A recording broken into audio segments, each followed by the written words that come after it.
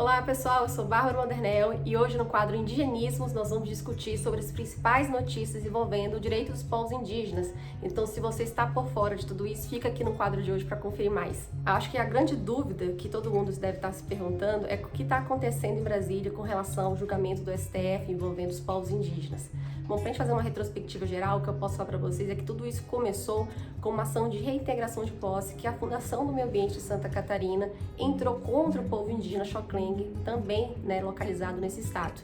A partir disso, o STF decidiu que esse caso teria repercussão geral, ou seja, ele teria efeito erga omnes. O que fosse decidido com relação a esse caso vai valer para todas as demarcações de terras indígenas do Brasil. Por isso, o grande alvoroço em frente com relação a essa questão do STF em Brasília atualmente. Esse julgamento traz à tona diversas questões envolvendo o direito dos povos indígenas. O grande fato deles é a criação do marco temporal, que a primeira vez que surgiu esse caso, essa teoria, foi lá no julgamento da Raposa Serra do Sol, no estado de Roraima.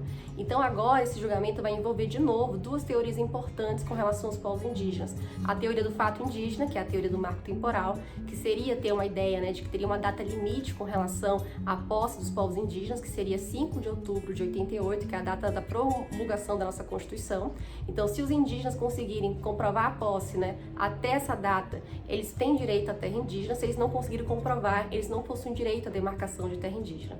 Então, ao contrário da teoria do fato indígena, que é a teoria do marco temporal, nós temos a teoria do indigenato, que é a teoria mais favorável com relação aos povos indígenas, porque ela considera todos os anos de exploração e escravização forçada que estes povos sofreram no decorrer dos anos do processo de colonização do Brasil. Então, essa teoria do indigenato é uma teoria mais favorável com relação aos povos indígenas porque ela promove uma reparação histórica com esses povos, justamente porque ela compreende todas essas questões que envolvem os povos indígenas, como o processo de que eles não estão mais no território de origem, muitos também não conseguem comprovar a posse de suas terras porque eles estão competindo com invasores e grileiros dentro de suas terras. Então, ela percebe todo esse panorama geral e por isso que ela é mais benevolente com relação aos povos indígenas. Outro ponto que merece destaque aqui são as PLs envolvendo a questão dos direitos dos povos indígenas. Nós tivemos recentemente duas PLs acontecendo no nível nacional, que foi a PL 490 e a PL da grilagem.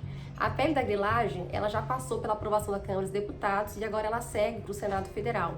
A ideia da PL da grilagem é que ela legaliza a invasão de terras públicas, ou seja, isso vai de choque com o direito dos povos indígenas, agora que eles vão ter que competir com poceiros e grileiros que podem ter a garantia de suas terras.